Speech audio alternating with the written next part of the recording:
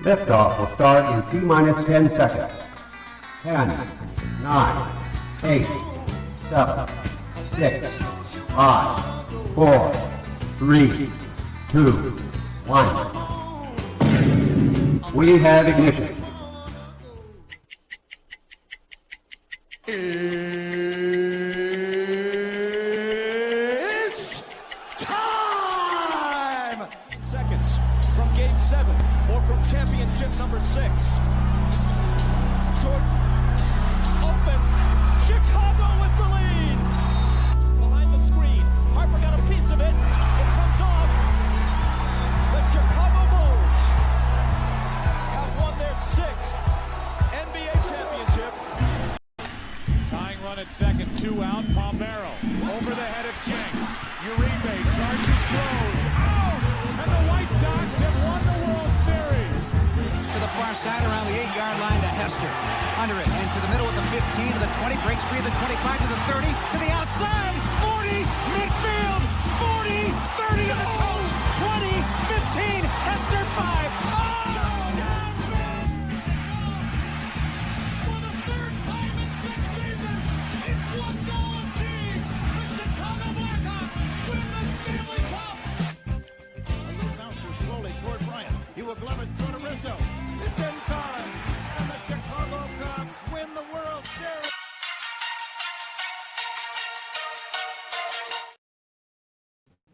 What up, what up, what up? Welcome to ShawnSierraSports on this TGI Mickey Picky Friday. It's the weekend, baby. And I'm your boy, the SuperBack, Shawn Sierra. Thanks for tuning in. If you're watching us on Facebook Live, then I guess you found us on Facebook. And if you're not following us on Facebook, what? Come on, go to Facebook, type in Sports Zone Chicago, click the like button, and now you're following Sports Zone Chicago. Simple. But wait, there's more. Go to our YouTube channel if you're not, if you haven't, and if you're watching from our YouTube channel, excellent. And if you're not subscribed to our YouTube channel, for real, come on, man. Go to YouTube, type in Sports Zone Chicago, click the subscribe button, but also click the notification button. That's the little bell next to it, and that'll let you know anytime a show from Sports Zone Chicago is going live. Get it? Got it? Good. Now you can also tweet the show. Tweet us at Sports Zone Shy, that's CHI, at Sports Zone Shy. Now, if you want to follow me, just me, personally online, you want to know what I did? Let me tell you what I did. I made it nice and easy for you folks. Nice and easy. One handle for Facebook, Twitter, Instagram, Snapchat, and TikTok. All one handle at the Shawn Sierra. Listen, I got a great show, but I need you to get interactive. So whatever platform you're watching us on, leave a question or comment on that platform, and it'll come up here in the thread. We'll put it up on the screen. We'll incorporate it into the show. And that, my peoples, is what makes this the best morning Chicago sports talk show around, and that's you. So bring them all, baby. Questions, comments, smart-ass remarks, because ain't nobody scared over here. Like The Rock said, baby, don't sing it. Just bring it. Let's check the chat, because the chat is jumping. Crazy. Black Diamond in the house. It goes top of the morning, gang. It's a $47 million man talking shit. It's cool. We putting boot to ass on Sunday. Yeah. What up, dear Shawn? FGB, let's go Bears. Monica, Jeremiah, good morning, guys. Thanks for tuning in. I appreciate it.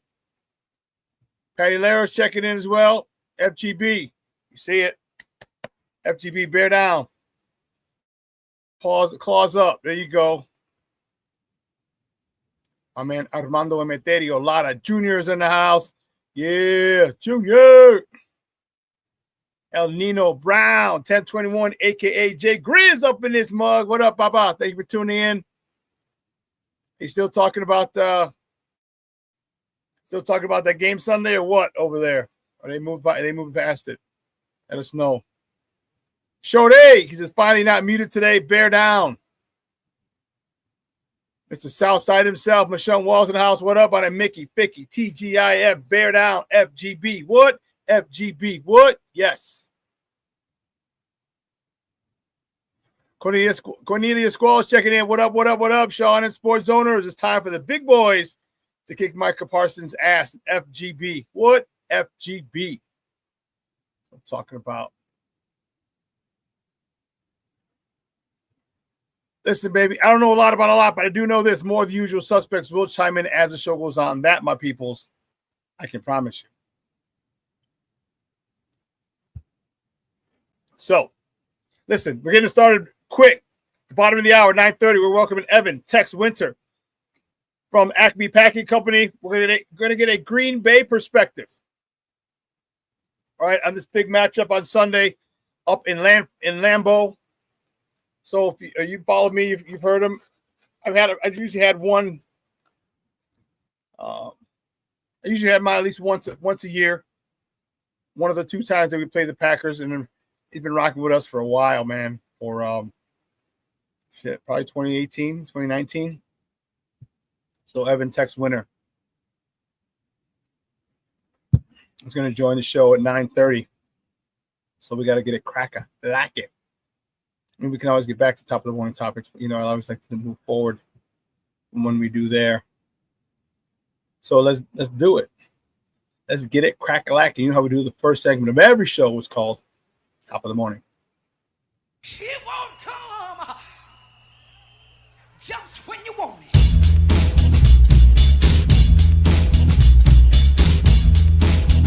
Top of the morning to you. Top of the morning to you. Holy jeez, hold on.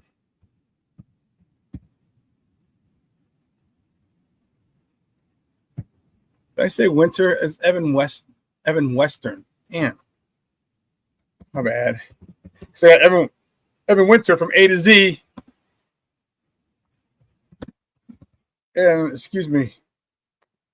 I got Evan Winter from A to Z, and it's Evan Western. My mistake. My mistake.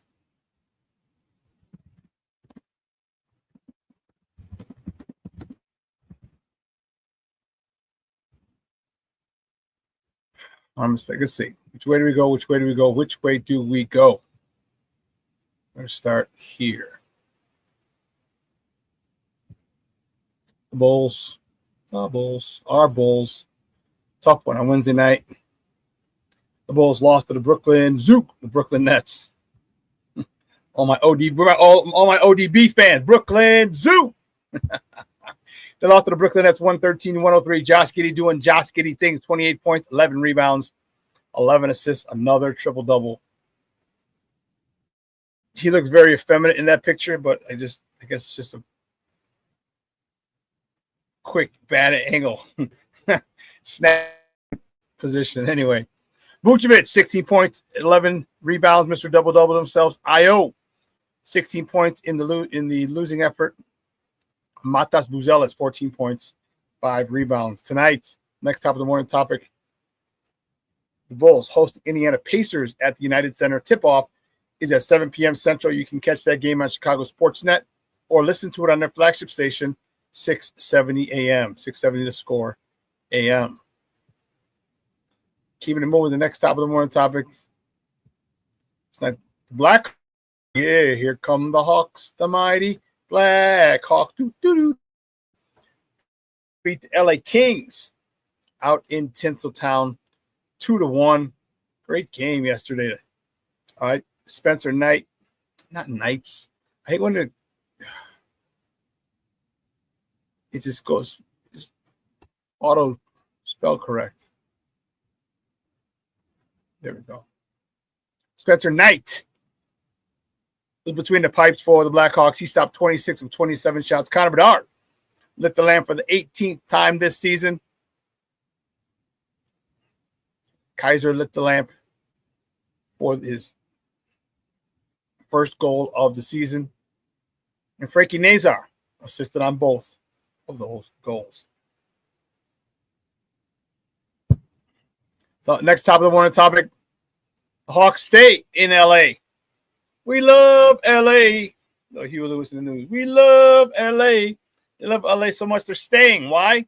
Because the Hawks face the Kings again tomorrow night. Puck drop is at 8 p.m. Central. You can catch that game on Chicago Sports Network or listen to it on their flagship station, 7:20 a.m. Man, back-to-back games against the same team. That's kind of weird. I think that's really, really weird. Okay, what are you going to do? What are you going to do, huh? What are you going to do? What are you going to do?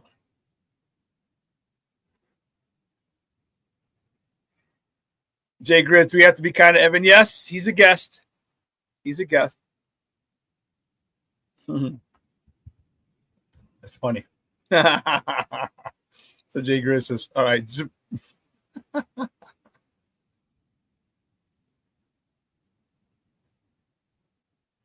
That's funny.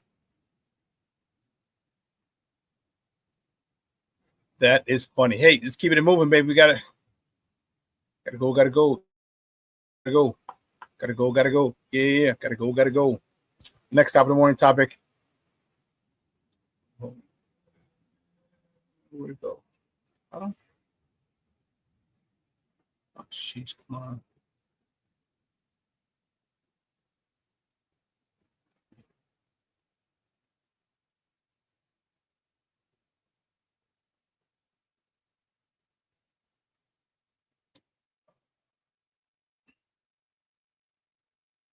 Chihuahua.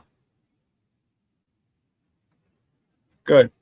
Here's the next top of the morning topic. Thank goodness. It took me a while to. The Bears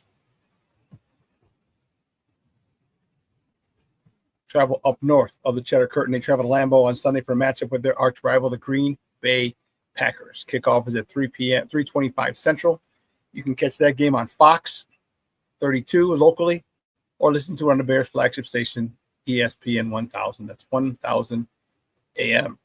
Excuse me. Crazy voice. My voice is that. I don't know why is that. I don't know. But the next top of the morning topic, we're staying with the Bears. I thought this was pretty damn cool. Nahshon Wright was just named the NFC Player Defensive. We haven't forgot that, Steve. Defensive Player of the month for November. You saw what he did. My man was all over the place. He was very disruptive. He was intercepting the ball at an unbelievable rate. He's caused a turnover in each of his last 5 games.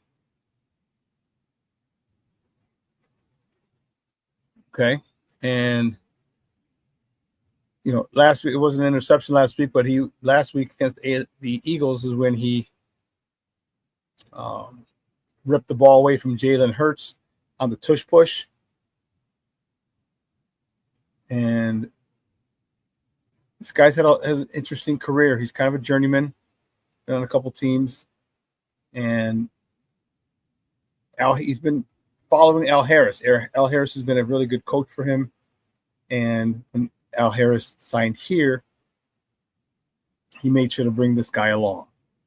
And once Jalen Johnson went down, a lot of people, myself included, were not high on him due to his preseason performance. And I was concerned. And he shut me the hell up quick, fast, in a hurry. Don't worry. Nahshon vision ain't blurry. Shut my ass up quick, man. And you know what? I am so happy he did. His athleticism, all right, from undrafted free agent to NFC Defensive Player of the Month. What a journey. Yeah, Shorty, exactly. Yes. It's just incredible. From UDFA to NFC Defensive Player of the Month. Not the week, the month.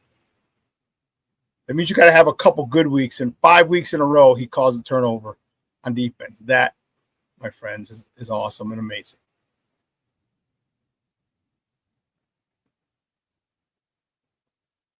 Next top of the morning topic. Go DJ. That's my DJ. Listen, DJ Moore is such a cool guy. I was fortunate enough to meet him when I worked his camp a few summers ago. And if you saw the clip on the Bears social media, it was dope. He thought he was going to be interviewed about the wide receivers and their production, his production, whatever. And Walter Payton's son Jarrett, walked in with his own family, and he walked in with DJ Moore's family. And they're like, "What? Wait, what? How?" Because they started asking him questions, and he goes, "No, you're not here for that." And Jared Payton was there to tell DJ that he was the Chicago Bears nominee. You didn't put nominees to vote. Bears will year nominee. All right, every team has one person nominated, and then this gets voted on. And so he was the Chicago Bears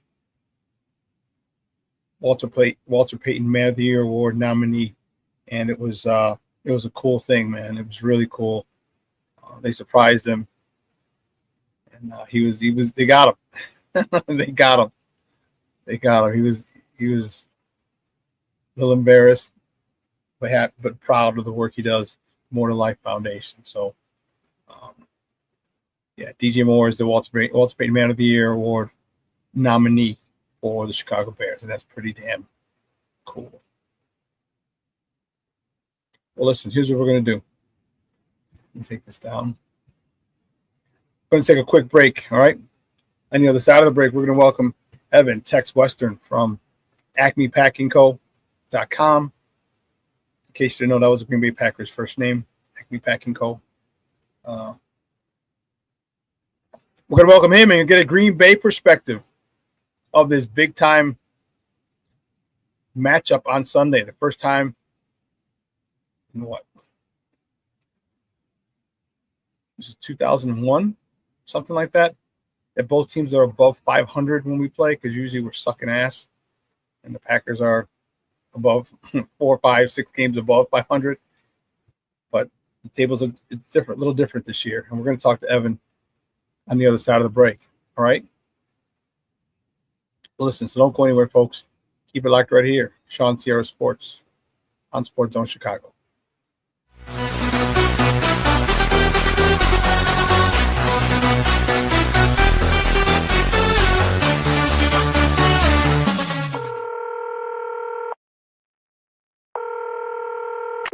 911, operator 901. Where's the emergency? 127 Brynmere. Okay, what's going on there? I'd like to order a pizza for delivery. Ma'am, you've reached 911. This is an emergency line. Large with half pepperoni, half mushroom. You know you've called 911. This is an emergency Do you line. know how long it'll be? Okay, ma'am, is everything okay over there? Do you have an emergency or not? Yes. And you're unable to talk because... Right. Okay, is there someone in the room with you? Just say yes or no. Yes. Okay, it looks like I have an officer about a mile from your location. Are there any weapons in your house? No. Can you stay on the phone with me? No. See you soon. Thank you.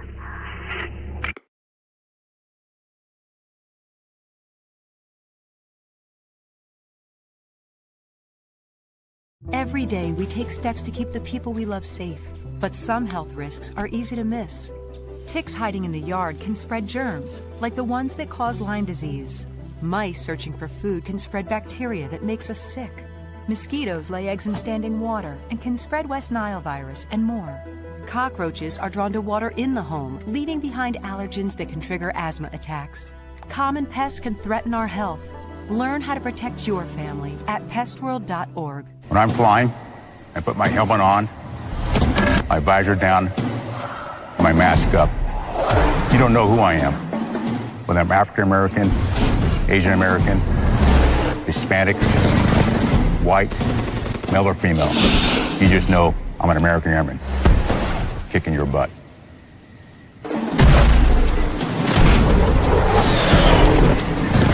I'm General C.Q. Brown Jr. Come join us. No, I don't know though. I'm scared. I mean, you're so...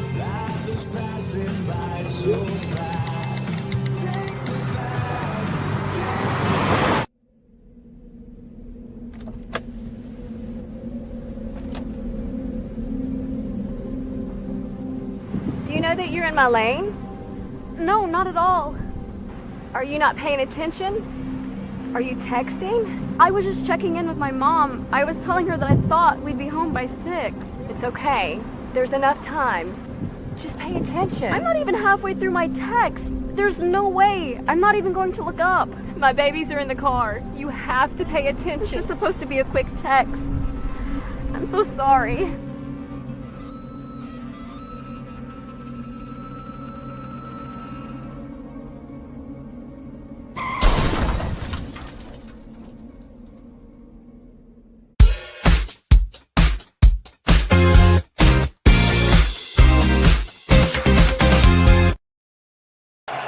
we've both found to be pretty astonishing in a way. From the 13-yard line, they start this drive. And another great run here, and this is Monungai taking it out past the 40. You know, when we were laughing in the meeting the other day about... Here's Monungai. In he goes for the touchdown. They can't stop him. Good block by Jonah Jackson, the right guard. Then they're going to say, hey, we'll give you up some underneath throws. We're going to make you execute for 11 or 12 plays and see if you can finish in the red zone. Approaching the 5-minute mark, 2nd down and 8. Williams rolling, throwing, open, making the grab, touchdown. Cole Kmet into the end zone. They start cheating down. Now you create some one-on-one opportunities, whether it's a receiver or a tight end. Cole Kmet sneaks out, picked up late there by the defense. Cooper DeJean. Welcome back to Shawn Sierra Sports on Sports Zone Chicago. Those courtesy of Amazon Prime. Those are the boys. Those are the boys on Friday. A week ago today, on Black Friday, with a big upset of the defending Super Bowl champion Philadelphia Eagles. Right now we welcome our first guest. It's good to have him on. It's been about a year. Did we even get him on last year? I don't remember. Anyway, like I said, he's been rocking with us for some years now. All right. He's the managing editor for Acme Packing Co., which is CO, acmepackingco.com. You can find him on Twitter or Blue Sky. He's more active on Blue Sky at Tex Western.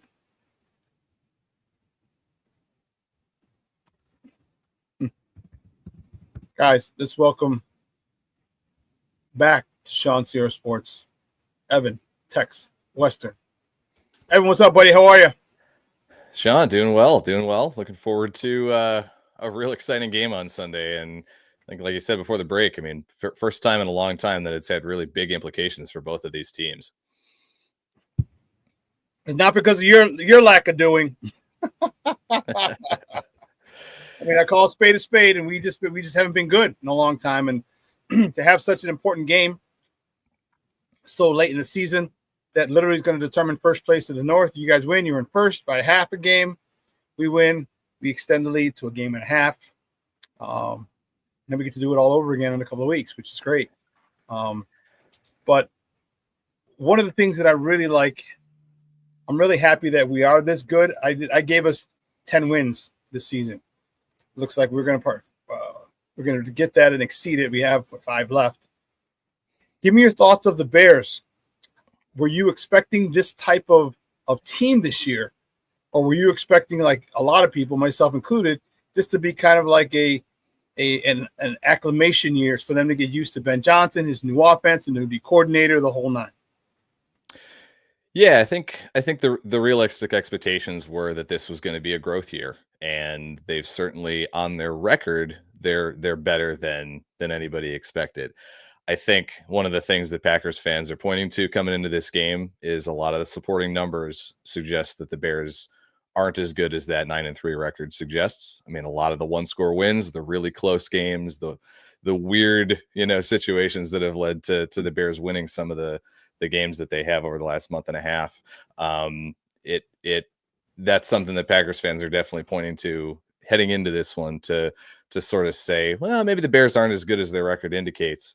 But fundamentally, I mean, it's going to be a really exciting game, and you can't underscore, or you can't undersell the impact that, like you said, that this is going to have. And one of the things that's just so crazy to me about how this schedule works out is the fact that we've got 2 of these games in the span of 13 days, with the rematch coming 2 weeks from Saturday. Yeah. And so with those 2 right at the top of the division, man, if this goes down as a split, then it's going to be a fight to the finish for the division. Obviously, I think it's pretty clear if one team manages to sweep both of these games, then they should pretty well have, I think, smooth sailing to the division title. But I don't. if you're asking me, I don't see a sweep being particularly likely, given that we've seen out of both of these teams. Packers finally are starting to pick it up a little bit the last couple of weeks. Damn it. Yeah, after a little bit of a rough patch, that game on Thanksgiving against the Lions to me was their best, most complete game of the year, and it was the best called game that Matt LaFleur has had all season, and it's coming right at the perfect time for Green Bay. So let me push back a little bit. You know, a lot of people, especially up there in Cheeseland, and some people around here, and across the NFC North and across the NFL and across the national landscape, like, well, who did the Bears play? The Bears didn't play anybody. Well, to begin the season, there was an article that said, I know you can't read it, but it says, the line says, the Chicago Bears have one of the toughest schedules to start the 2025 season, with sources ranking it as the second most difficult in the NFL. Preseason, they got the second toughest division, and then we come out 6-3, 7-3, and they're like, well, they haven't played anybody. And I said, well, you haven't. Then we played the Steelers. Oh, well, Aaron Rodgers didn't play. All right, then we went to Philly. So my question is, when does you are what your record says you are? When does that apply? Because apparently it applies when we're shitty and we're losing 1-score games, and we're losing by 3 points, we're losing by a field goal, we're losing by a 1-point game, and we're good, we're 1 play away. But yeah, but you are what your record says you are. Now we're on the other side of the coin, and now we're not what our record says we are. No, I hear your point, and I think there was some. This was kind of the case of the Packers. Maybe it was like 2019, 2020 too, right? Where they went 13-4 and they were in close games all the way through. And so I can kind of sympathize with that a little bit. You can empathize, yeah. We've been in that situation before and trying to make the case that no, we're still a really good solid team. And honestly, for the Bears, I think they're starting to peak right at the right time too. Yeah, right? they are. That game against Philly was an impressive performance, especially with the ground game. And that's the biggest thing that I have a concern about with this one heading into Sunday is the Packers have got to contain the rushing game that the Bears have put out these last few weeks. And again, especially in that Philly game. And that's probably the biggest area of concern that I have for the Packers defense is they can be susceptible to a power running game. They've done a really good job against the Lions and kind of that outside zone, the Jahmyr Gibbs stuff. I got more of a concern about them getting beaten up front with a really big physical offensive line. And that's an area where if Chicago can really establish the run and the inside run, especially, I think that's where they can sort of assert their identity offensively and really make some good progress against this Packers defense. Yeah, because you can't go side to side because you have good team speed. And that guy Micah something or other, I forgot his last. Is it Micah? Michael? I don't know. Michael Person, I think. Yeah. Let me ask Jerry Jones about that guy. You can't run away from him. He will trail it from behind. The best way to run it is right at people. How are you guys gonna, if we decide to do that, which is exactly what I think we should do, just go gap power scheme. How are you gonna do? How are you gonna be able to handle that? You sent Kenny Clark away in the Micah Parsons deal, and you guys were having some problems stopping the run initially, and so now that you got him out, if that's the route that the Bears choose to go, which I think it is, but I think it's the smart route. How do you anticipate trying to stop that run game? Yeah, the interior line has been a depth issue all season long, and Devontae Wyatt, one of the starting defensive tackles, just went out with a broken ankle and he's out for the season. So that's going to hurt too. They just added a big nose tackle from the Giants practice squad this week. We'll see if he, I assume he'll be active and fill in some space in the middle there. But I think they're really going to have to rely on the linebackers and safeties and their run fits. Evan Williams, the young safety out of Oregon, he's in his second year and he's taken a huge step forward this year as a run supporter. Put on some of the tape from Thanksgiving and you'll see him closing down and plugging gaps in the run game really, really well, especially on some of those interior runs. So they're going to need They're going to need their tackles to take up some bodies, to take up some gaps, to keep Williams, and then to keep those linebackers, Quay Walker and Edgerrin Cooper, free. You mentioned that team speed. I mean, that's a huge part of what this defense has evolved into the last couple of years. This Packers team used to never have any speed at like inside linebacker, off-ball linebacker, safety. That was always one of the frustrating parts for Packers fans was, you get eaten alive by mobile quarterbacks and by the outside run. And that's not the problem anymore. I mean, these guys are fast as hell. But it's taken on some of those gaps physically in the middle. And I think, Williams and at safety, and then the linebackers, they're going to have a big role to play in determining whether or not the Bears can start to really control things on the ground on the inside. Guys, we're joined by Evan, Tex Western. He is the managing editor for AcmePackingCo.com, Green Bay Packer publication. We're talking Bears Packers right here on ShawnSierraSports on Sports Zone Chicago. The one thing that I've really loved about Ben Johnson is his ability to set plays up for later. When they came in, the Bears, Ben Johnson, one of his things says, I want the same to look different and different to look the same. Case in point, last week, Twins left, tight end right, receiver flanked out through an 11 personnel. DJ Moore goes in motion, turnaround jet sweep. And they were in a man coverage. So the guy who had DJ Moore went into the middle of the field. Safety came down. The safety in the middle of the field comes down to take DJ Moore in motion.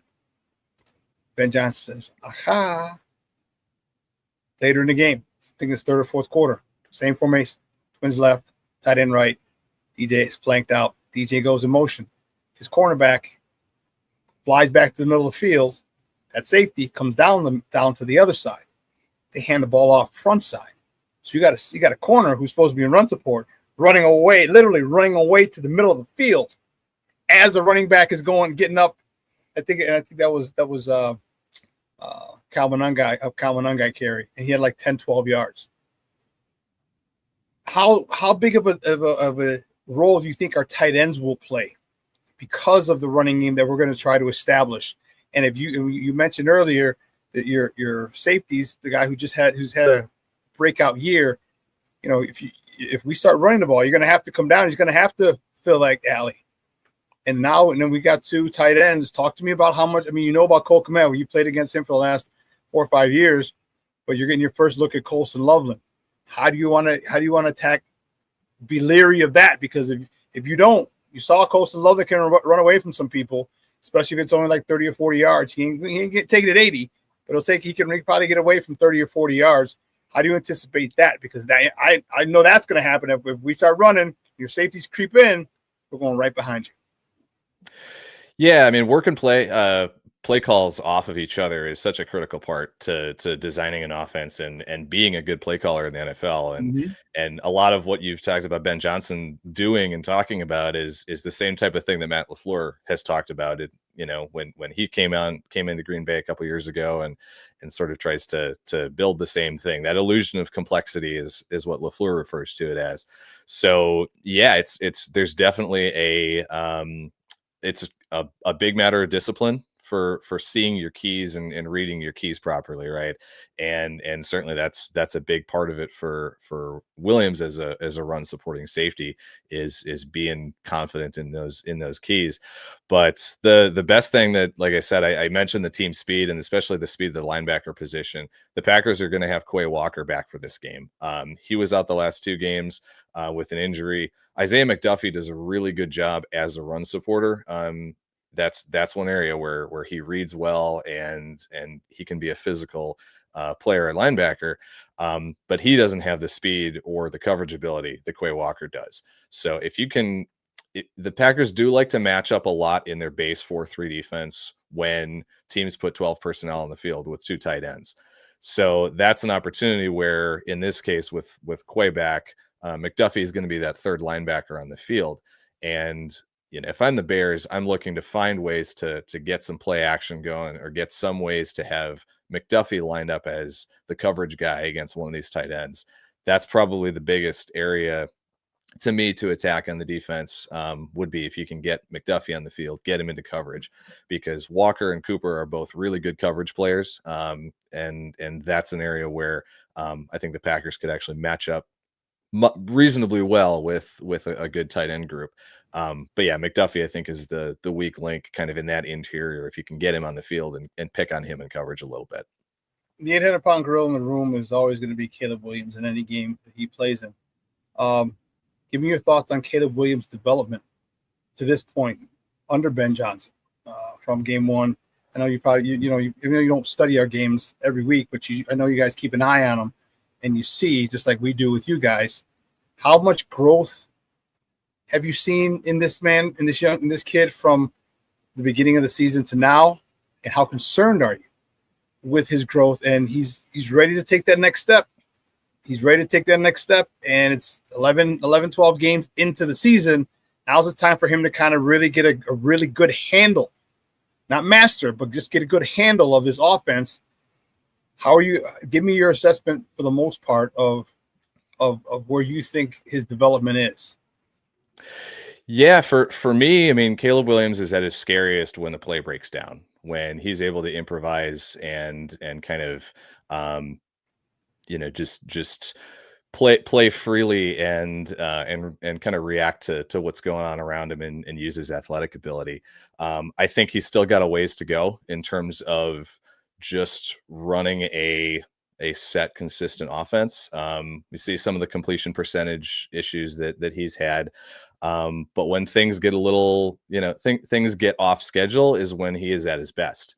And so, and I think the other thing too here is, that Bears offensive line has done a really good job protecting him for the most part this season, which helps a lot, right? He can move around in the pocket a little bit and sort of see his receivers downfield and then escape once in a while. So I think for the Packers, it's going to be really important for them to find a way to generate pressure, find a way to change his viewing lanes. And I think you're going to see a lot of simulated blitzes, simulated pressures, things where, right, they're lining up 5 or 6 guys around the line of scrimmage. They might only bring 4. They're going to drop some into coverage to try to mess with his eyes and his reads after the snap and try to find ways to attack him in the pass rush that way. And then obviously, you mentioned Micah Parsons as kind of the X factor. If he goes out and has a big day, that I'll always kind of, all bets are off at that point. But yeah, I mean, ultimately, I think Williams is moving in the right direction. If I were a Bears fan, I'd like to see more from him throwing accurately within the structure of the offense. I think that's the area where he still needs to improve the most. But certainly the athletic ability, the arm talent, I mean, it's all there. All those tools are there. And things are starting to come along, but he's still got, I think a little ways to go yet within that offense. Your guy, Michael, aka Micah Parsons, has 12.5 sacks. He's got 8 or 8.5 in the second half of games when shit really matters, when you need a sack. Yeah. He comes through. That is worrisome for me. We had our old White Sox baseball color commentary guy, Hawk Harrelson. He would always say when people have, this guy's got X amount of home runs. He's like, don't tell me how many you got. Tell me when you hit them. Yeah. And that's the most important thing. Is Micah Parsons is getting these in the second half of games when the games matter, when it's coming down to the wire. And that is a great thing to have. And that's one of the biggest concerns we have with him in his game-changing ability. So we just got to keep an eye on that. Let's switch sides of the ball. All right. Our defense, we give up a lot of yards. The way we've been winning is we've been opportunistic. Jordan Love, as you mentioned, has really been protecting the ball very well in the last couple of games because, as well as we do, he will throw that ball to the opponent. He is not afraid to do that. But these last few games, he's really done a much better job of protecting the ball. How do you see that matchup going with him being more protective now with our opportunistic defense? Yeah, it's interesting you say that. I feel like To me, this whole season, for the most part, he's actually been really good at avoiding turnovers. I think he's only got 3 picks on the season. He's had a couple of issues with fumbles with in terms of the pass rush getting home and the offensive line causing some issues. But yeah, I actually think for the most part, he's done a really good job. But especially in the last month or two, that's an area where he's not afraid to throw it up and take those deep shots. But usually when he does, it's a calculated risk, and it's one where he's been pretty darn good, at least in the last 2 months or so, at putting that ball where only his receiver can go get it. So it's really going to be that push and pull between a team in the Packers that doesn't turn the ball over. I mean, they actually have the fewest turnovers in the NFL this season, against obviously the takeaways of this Bears defense. I think so much of what Matt LaFleur preaches is building the game around, or building an offense around the run game, and then building play action off of that. And I think that's got to be kind of the goal in this one as well, is when you've got a really opportunistic secondary, make sure you're specific and picky with when you take those shot plays, because it's going to be really important to not deliver a game-changing play going the other direction. So I would expect, most of those shots to be play action. You mentioned building play calls off of previous plays, with the Bears. The Packers did that in a great way against the Lions. They saw something on tape at halftime off of one of their run plays where they were leaving Christian Watson wide open one-on-one on the far sideline, and they went to that for a play action 50-yard bomb touchdown in early in the second half of that game. So, adjustments, seeing what how teams are reacting to your first half play calls are going to be, a big thing in this one. And the Packers receiving core is actually kind of coming together now too. It looks like Jaden Reed's probably going to be back for the first time since week 2. Dontavian Wicks had a phenomenal game last week in Detroit, and is really starting to emerge again this year after a down year last year. So there's a lot of weapons. The loss of Tucker Kraft is still a critical miss, but they're managing to find a way to kind of cobble together a really good offense. And last week, again, I think LaFleur called a really great game, and he's going to need to do that again on Sunday if the Packers are going to win. You got one guy that I was really, really, really adamant about drafting a couple of years ago, and that's Christian Watson. He's back healthy. He's out for a while. Yeah. That son of a gun. He was the one I really wanted him, and when he was coming out, and of course he went to you guys, and I was so pissed, obviously. But talk to me about a healthy Christian Watson, because he's the type of guy who can stretch the field, as you saw. You mentioned 50-yard touchdown pass. He kind of has that Randy Moss breakaway speed. Like that's his deal. Give it up. If I'm even, I'm leaving. All right. Yep. But also we faced one of the teams that was one of the best in protecting the ball last week as well. Not only did we get an interception, which was a phenomenal one by Kevin Byard, but we stripped the ball on the tush push. Talk to me about that. When you're throwing the ball, we might put Nashawn Wright on him, and Nashawn Wright just got named the National NFC Defensive Player of the Month. He's big, long. He's a 6'3" corner. He's not 5'9", 5'10" like a lot of these corners. 6'3", long arm, very athletic. You saw the interception in Minnesota where it was a one-handed snap. All right, he most likely will be on Christian Watson because Jalen Johnson's still coming back from that injury. How do you see that matchup going? Our Nashawn Wright versus Christian Watson. Yeah, that's a great matchup to watch in this one. You mentioned Watson coming back from that injury. When he came back, and especially the last 2 or 3 games, I think that has really helped open up the offensive possibilities for Matt LaFleur, because they didn't have that guy who could really take the top off the defense. Matthew Golden, the rookie, he's got that speed, but he hasn't developed that deep threat ability yet, and he's been banged up the last couple of weeks too. So we'll see where that goes. With Watson, it's that speed and size combination. You mentioned he's 6'4" compared to Golden being like a 5'11" guy. Watson's also a huge presence as a blocker in the run game as well. They'll move him down onto a wing or into the slot, and he's not afraid to dig his nose in there and try to dig out a linebacker or a safety or somebody in run support as well. So he just kind of does it all for this team, and it was really important to get him back. And frankly, he's been a more complete receiver since he got back this year than I think he even was in his first couple of years. So that's a huge factor for this team, and the Packers are going to have to find a way to get him the ball.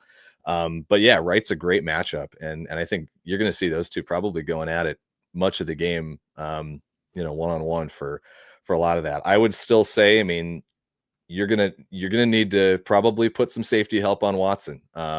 Wright's a really solid player, but that speed is a really dangerous weapon, and so I would be certainly concerned about putting just about anybody on him one-on-one, because if he can get especially if he can get a free release, it's going to be trouble for just about anybody. So wouldn't be surprised if that one, if whichever one of those two guys ends up making a big play, ends up kind of swinging the momentum of the game and being a major factor in the result of this one.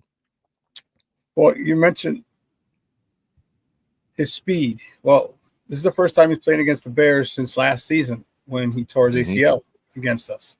And that was a pretty cool showing up when Jalen Johnson realized what happened and called people. I thought that was a really excellent display of sportsmanship. So I just thought that was pretty cool. And him coming back, I wonder if he's using that as motivation, that I got hurt against the Bears. And not that we hurt him or shot or anything. It was just one of those non-contact injuries, but maybe I wonder if he's motivating himself, saying, here's who I got hurt on last year. Here's who I want to kind of have another breakout game against the same team. And I'm wondering if that's going to be a situation that he uses for motivation, because athletes, they'll do anything. They'll do anything to find motivation and play above their head, and so we'll see. I'm looking forward to that. I'm really looking forward to that matchup, because that matchup is going to be one for the ages. What about the ground game? We're not very good stopping the run. Josh Jacobs, I believe, is back. Yes. So that's not good for us. Although we have, and I know a lot of the metrics, they say that the Bears defense, if you don't look at the turnover stat, you would think our defense is not very good. However, they employ the bend but not break system. Talking about the run game and how you're going to use that to try and set up the pass, and we should be welcoming back TJ Edwards, who's our leading tackler. One of the league's leading tackler his last couple of years he's been here in Chicago. Talk to me about your run game against our run defense. Yeah, I think one of the big things for the Packers is they tried to remake this offensive line into more of a big, powerful, physical offensive line this summer. And that it had really intermittent results to start the season. They weren't really getting the traction in the power game that they were expecting. And the last couple of games, the Packers have moved Jordan Morgan out of the lineup at right guard, put in rookie Anthony Belton, who's a big dude, right? A 330-pound guy at guard. And Elton Jenkins, the starting center, who had moved over from guard this offseason, he's out for the season. They moved Sean Ryan over from guard back to center. Ryan has actually been an upgrade from Elton Jenkins, who's a former Pro Bowl player in his own right. But I think Ryan's actually been better and better as a run blocker. And now you got Belton in there at right guard, and they've started looking better on the ground the last couple of weeks. Now, one of the challenges is that overall, this team does not give their running backs a whole lot of yards before contact. So it's been on Josh Jacobs and the backups, Emmanuel Wilson and company, to do a lot of the work. It feels like they're always running with forward lean. They're doing a better job of picking up yards than they should based on where they're getting hit. And so it's been better these last couple games, but I do have some concerns about the couple times that they've played really well on the ground have been against some of the really, really bad run defenses. When they've played kind of average level run defenses, it hasn't gone particularly well. So the yards per carry is down. Where the Packers really do a good job in the run game is in the red zone. They're one of the best red zone teams in the NFL. Josh Jacobs has 11 touchdowns already. I think I saw Packers are scoring on just over 2/3 of their red zone drives they're putting in the end zone, which is good for third in the NFL. So the offense is going to have to do what it's continued to do this whole season, which is convert on third down and punch touchdowns in the red zone and not settle for field goals, because that's if this ends up being kind of a rock fight where it comes down to, which run game ends up having a big day, and if the Packers are kind of getting stopped in the red zone and settling for field goals instead of touchdowns, that's the recipe for disaster for Green Bay. Again, building the play action off of the run game is such a huge facet of what LaFleur does, but you still need to run the ball effectively to some extent in order for that to work. So I'm hopeful that with another game under his belt, Belton will be a little more acclimated and continue to develop as more of a power blocker. But we're seeing a lot more of this team running between the tackles than maybe they did in years past, in part just because of how they tried to reshape the offensive line. Guys, we're joined by Evan Tex Western. He is the managing editor over at Acme packingco.com, Packers publication. We're talking Bears Packers matchup right here on ShawnSierraSports on Sports Zone Chicago. How much respect do you guys have for us? We talk about the fan base first, but then also how much the squad, the fan base. I know you guys don't have a lot, and I'm wondering if because it feels like a lot of the fan base has the same laws, the same old Bears are getting lucky. Like you said, a lot of people are, well, look, it's a one-score game. If they didn't take the ball away, and you can't always count on takeaways. They'd be a lot worse record, blah blah blah blah. In this case, your record isn't what doesn't say who you are. And then how do you think the team and Matt LaFleur, do you think there's any chance of overconfidence? I know it's weird to ask because the Bears are atop the division, but I think it's apropos because if that's how you feel, you're like, well, they got lucky here, and that's 4 or 5 wins. That's why they got 9 wins. Give me how do the fans feel, and then how do you think Matt LaFleur is going into this one with his team? No, I mean, I think you're right. I think there's a level of confidence in the fan base. Yeah, I do think there's some of that, and I certainly am trying not to fall into that trap myself. Like when Detroit was shitty, Detroit will Detroit themselves. Right. Yeah, exactly. I think some of this is probably having to do with, again, sort of preseason expectations, right? I think Packers fans generally thought, all right, Bears are a year or two away before they're really going to be in contention, at least coming into the season, right? And I think some of that has bled over to, well, that they're still that team, and that's why I think some of the feelings is that they're not as good as the record says. So as far as the team goes, though, I don't think there's any taking the Bears lightly. There have been plenty of comments coming out from LaFleur and company this week that suggest that, yeah, I mean, they know that they're in for a dogfight on Sunday, and and that they have a lot of respect for what Johnson has done with the offense, a lot of respect for what that offensive line has done, especially, and really kind of turning itself around. And that's, again, to me, that's the biggest part that I'm concerned about, is if the Bears can really start to dominate in the trenches and establish that power running game, that's going to be a major problem. And so I am concerned about that being being the story of this game. I still think there's it could be weird, and it could turn into a bit of a shootout.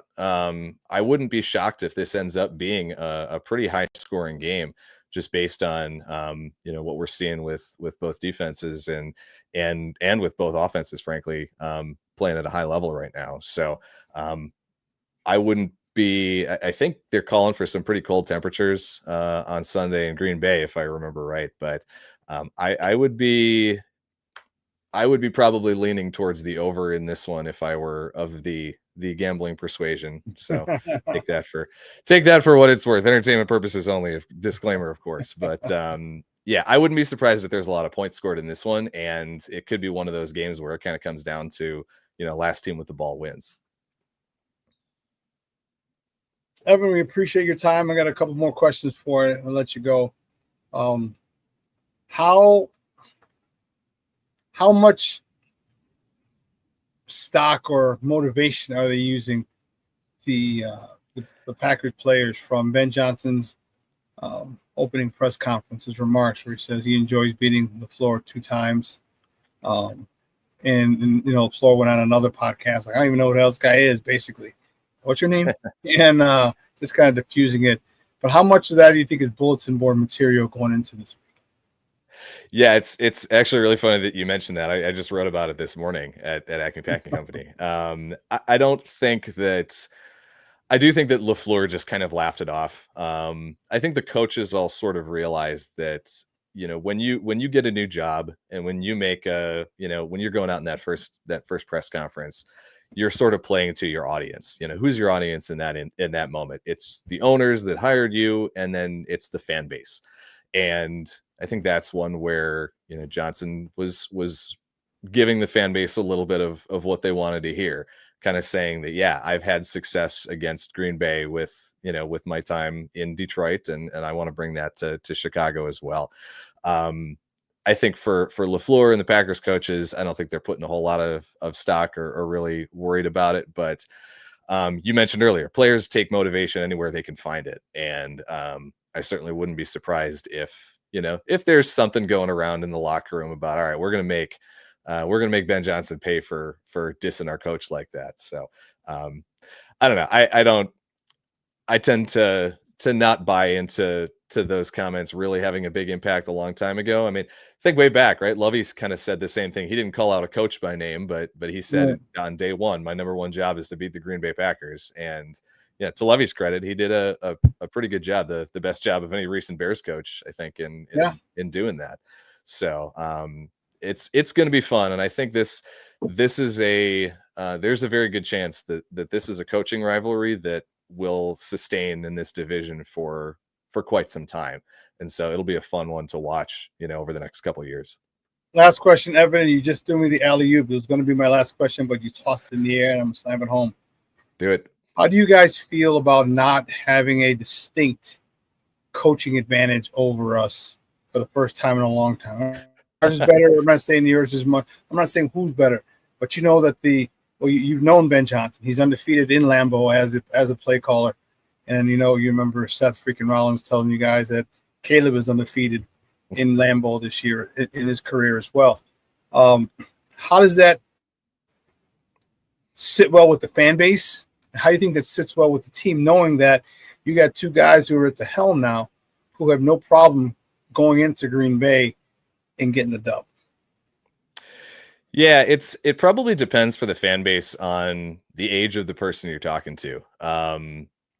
You've got a younger generation that has really only ever known pretty sustained success against Chicago, going back for a few Which is why we have a lot of Green Bay fans here in Chicago, like Anthony Davis from the Lakers.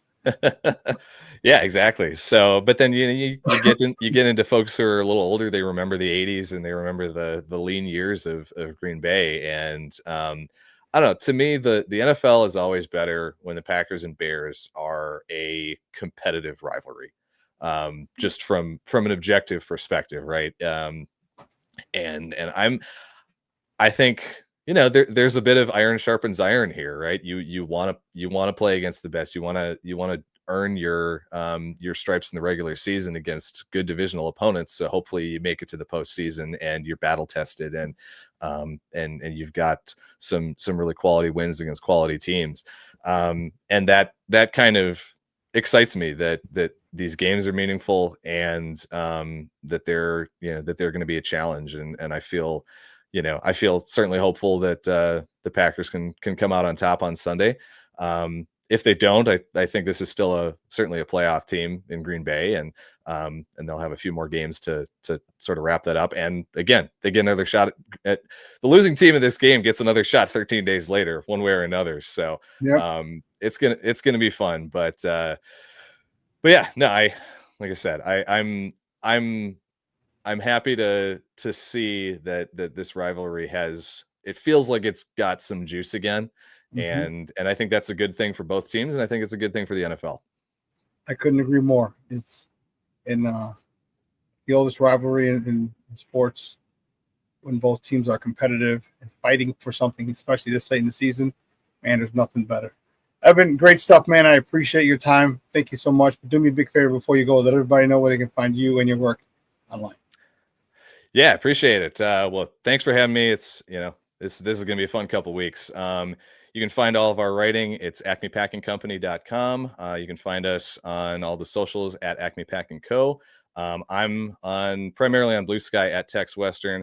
And then I also host the Repack, which is our kind of game recap podcast on the Frozen Tundra Frequencies podcast feed. So you can check that out wherever you get your podcasts at Frozen Tundra Frequencies. Cool, man. I appreciate it. I'm going to hit you up. We'll do this in a couple weeks, 2 more weeks from today. Sounds like a plan, man. Have a good one. And yeah, thanks for having me. Go Pack, go. Bear down, baby. Guys, that's Evan, Tex Western from Acme Pack & Co. Man, great conversation. Man, I'm glad to have that he had time for us, and it's good. It's a good one. He talked about it. I think he put it succinctly. When the Bears and Packers are good, this rivalry is good for the NFL. All right, it really, really is. And I'm excited about it. He's excited about it. You're excited about it. They're excited about it, as they should be. As they should be. This is going to be one heck of a matchup.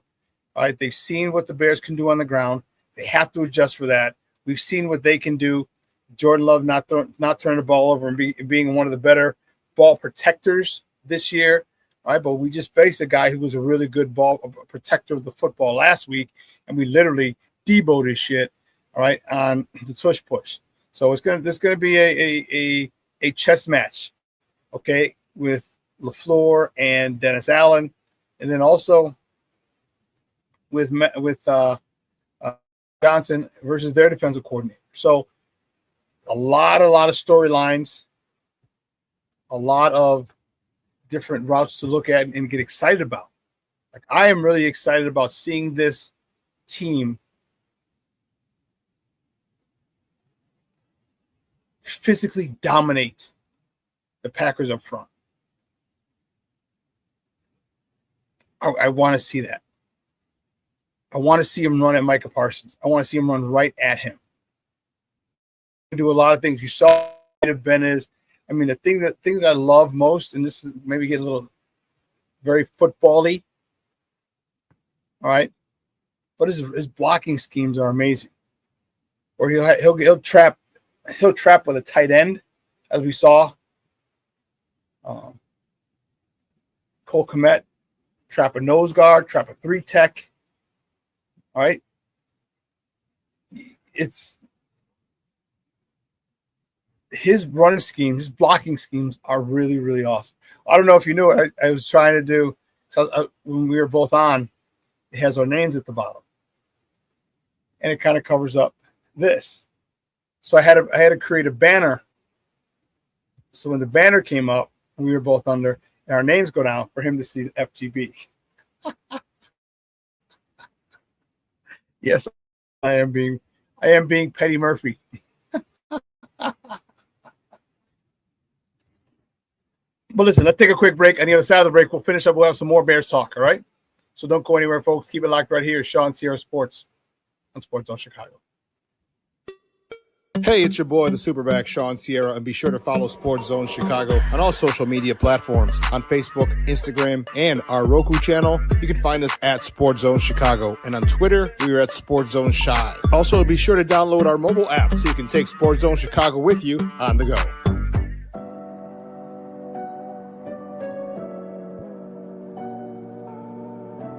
How do you take care of your mind health? For my mental health, I meditate in the mornings. I have my dogs. they're the best. I just find ways that help me just relax. Finding things that make me happy, like being close to my family. I meditate a lot and read books. I have hobbies outside of the game. I'm able to switch off. I'm able to turn my brain off from the game of basketball. Your mind health matters. Your mind health matters.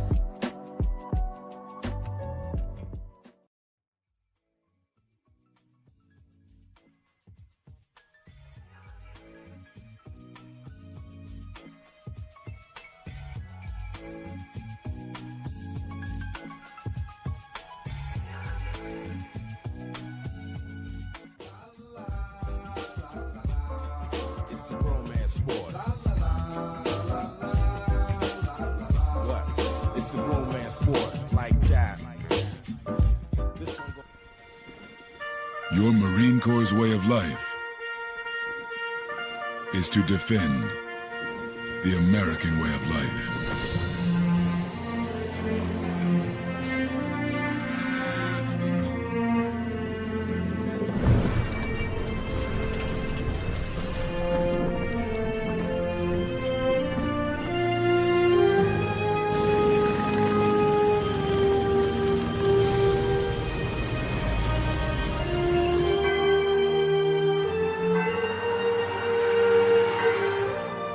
Every day, no matter where we serve, we take a stand for our nation, for each other, for us all.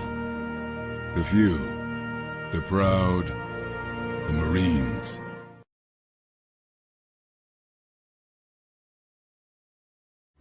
Everybody in a work zone is someone somebody. This is my mom. She works for KDOT. This is my dad. This is my mom. This is my daddy.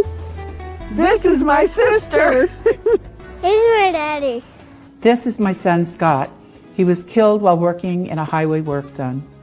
When you drive through a work zone, drive like a life depends on it. Because it does.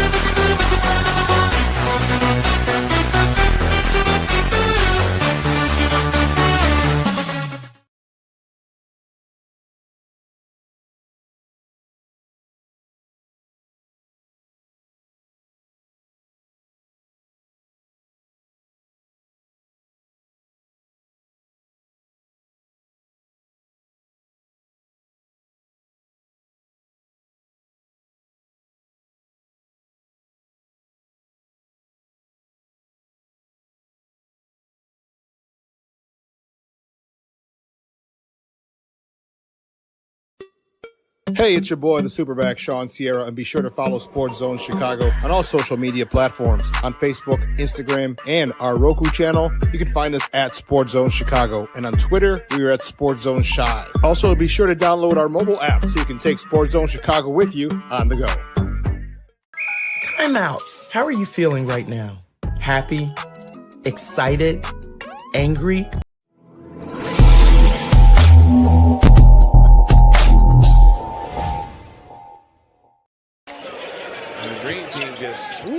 I don't think it was any games are closer than 30. Oh, Giddy up, Giddy. That is the angriest I've seen Josh Giddey maybe all season. Hit 5 of just 19 threes, 26%, but they've got the 13-point lead again. Giddey, continuation, and one. Well, he just puts that body on the rookie. And that's how you learn how to play good team defense, and you practice it every day. The one thing about this league now, these guys don't practice, and they don't. Phillips inside on the break. 19 points, 7 assists, and 8 rebounds. Wow. It'll be the 5th of his season. A turnover. Phillips outlet for Giddey. And he will take it all the way with a dunk. The other night with his insights to excellence, talking about that clause in his contract. That kind of pushed his effort. Speaking of effort, Ayo Dosunmu. You watch the Nets. They're flying around to the ball. There's Carter. Good cut by Miller, and he'll lay it in. Welcome back to ShawnSierraSports on Sports Zone Chicago. Those clips courtesy of CHSN. Those are the Bullies. Another loss on Wednesday. Let's not forget, make sure you hit our Swag Shop.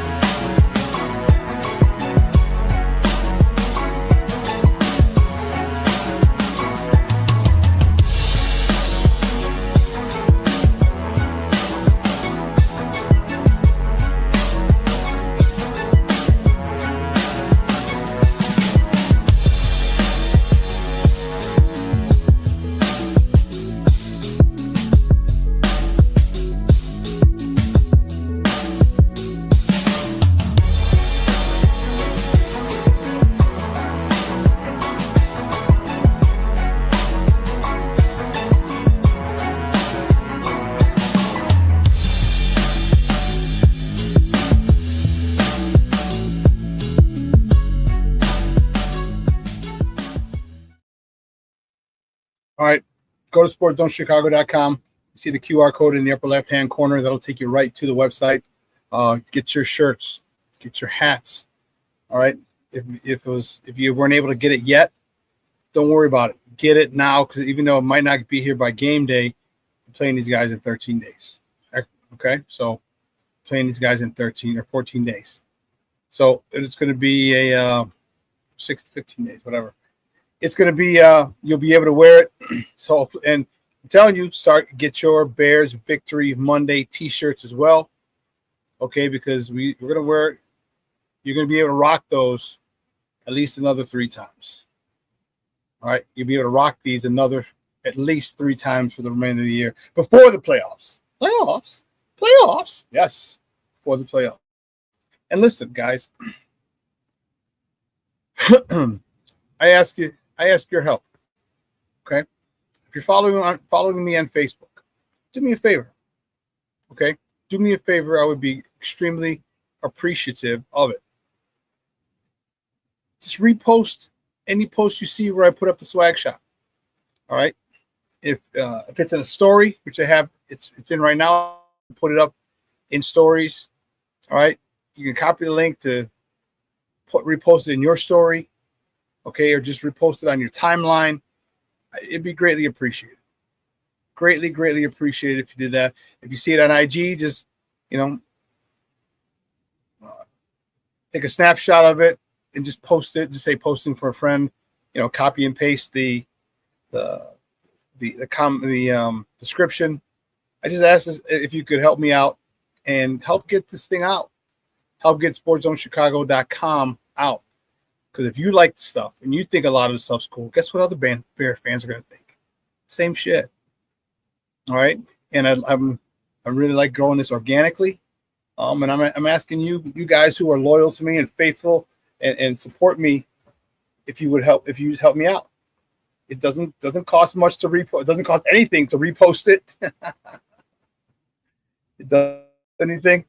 Okay. I was talking to my guy at the fulfillment center. There's a couple people who ordered some shirts. I've never heard of them before, and that's awesome. I don't know them. It wasn't not just family and friends. So I was like, okay, so it's working out there. But I'm asking your help to help improve it, help it work more. So just get it out. I don't have the same followers as you. All right. So, excuse me. Whenever you see something, please just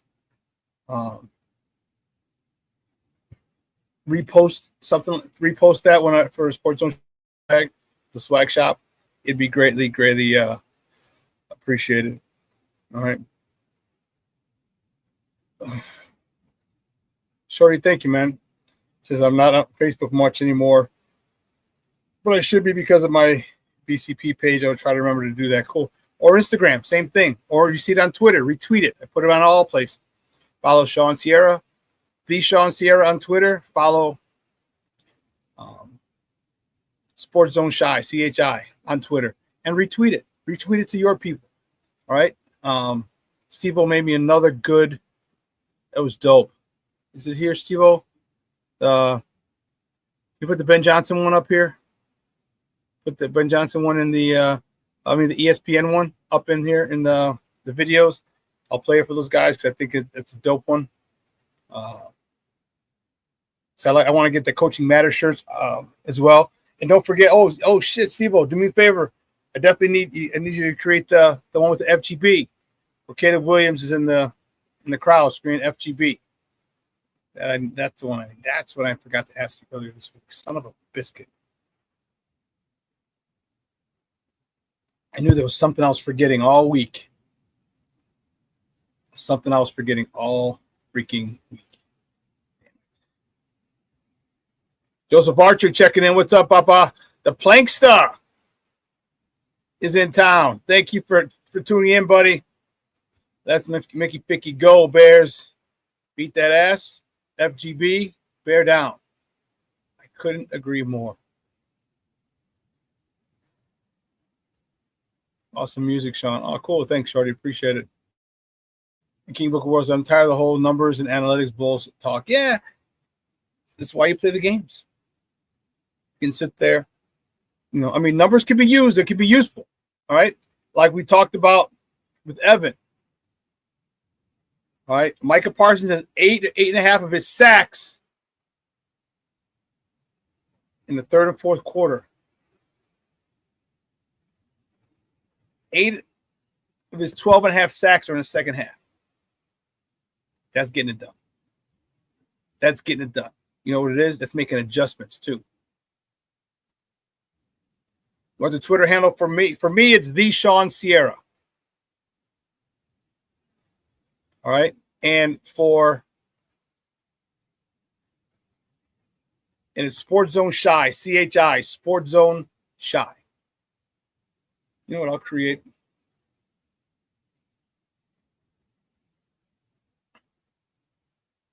I'll create one, and that'll be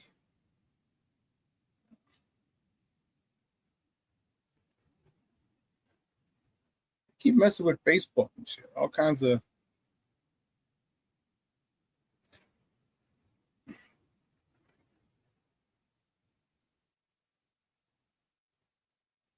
shit. Damn it.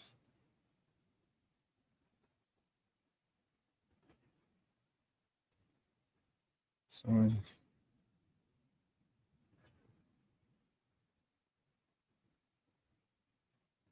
Let's see. Green, white.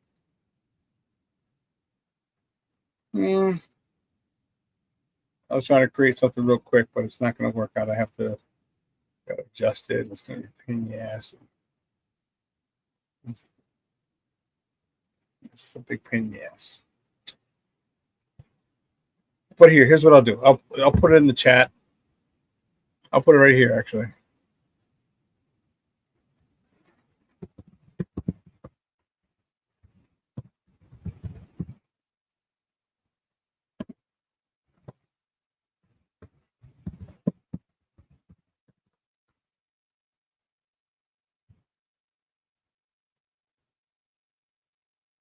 So here, at ShawnSierra and at Sports Zone Shy. Those are the Twitter handles. All right, those are the Twitter handles. Told you I don't want the timer on. Timer off. So we can leave this up. This just went down.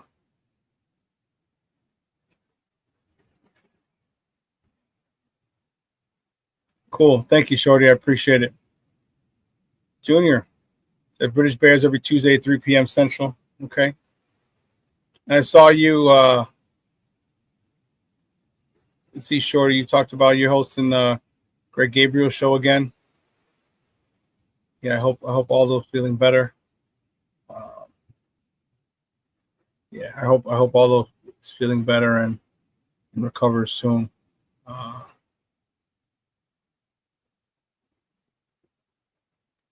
What?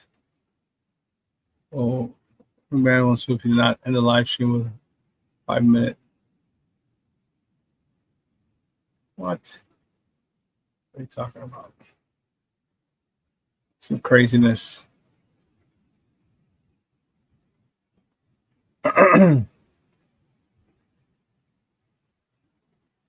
Yeah, one of the things that I'm looking forward to is how the Bears come out. All right, how much, and this is why it's good for that we have Ben Johnson, because all these players, not a lot of these players don't know success against Green Bay, except last year. If you've been here 3 or 4 years, they've pretty much all been losses. Okay, pretty much all been losses. So going into that, you really have to fight the negative mindset. And luckily, I think due to the wins, the way we're winning, I don't know if that mindset's going to be there. I don't know how strong it's going to be. Yeah, Shorty, here you go. This is Gabriel Talks Football. We'll be returning to Bears Country Podcast for another show this Monday at 11 a.m. Central. By all the recovers, all of them may even join us. Cool. Okay, cool. So right after my show, just go right over to check out Shorty's show, Gabriel Talks Football. Okay, on Monday. And see, Shorty, if you order the Bears Victory Monday T-shirt, you could wear it. You could have worn it. Let's see. Okay, Shorty, he says Aldo's doing better. He's home now doing rehab. Excellent, excellent, excellent. God bless Aldo. Then give you a quick shout, Shorty. All right, BCP, Bears Country Podcast, every Thursday night at 8:09 p.m. Central Time. Central Time. Okay? So, get the British Bears as well. British Bears every 2 p.m. So, these are good dudes, man, and they do nothing but support me, and that's the least I can do is show love in return. But the one thing I want to say is I think this team has really gotten it. I think they really get it. I think Ben Johnson, because he came from the Lions, because he came from the division, understands this rivalry. I mean, when I think he knows, he heard the opening presser remarks, and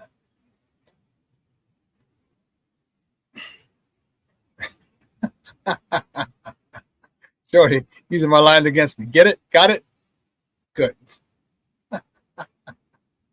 Roast beef. What's up, Papa? Roast beef.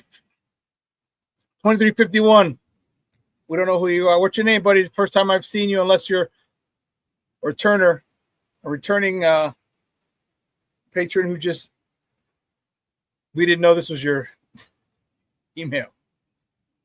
But if it's your first time checking in with us, I appreciate it. Thank you for checking us out. Hope you enjoyed some of the things that you hope you enjoy the show. Hope you do. The one thing I'm worried about is this run. I want to see this dominator, my guy Junior. I want to see us dominate because everyone's talking about what the Bears don't have, what the Bears are lacking, what the Bears are not, according to them. Well, you're not a good team. You're not beating teams with quality teams with good records. You're not doing this. You're not doing that. But we just kept winning. Well, okay, and even I told you, our boy from the Smoke Fellas, Kevin, said the reckoning starts Friday. Man, was he wrong. I want to see, and then they say, okay, well, now you got a tougher test. Now you got the Green Bay Packers. This is a game I want us to win handily. You don't got to blow them out by 25, 30. Win by 10, 12. Win by 10 or 12. Make it a situation where whoever has the ball at the end of the game, it's not going to matter. The Bears are just going to run it out, or the Packers are going to try and get a quick touchdown to make the score not look as lopsided.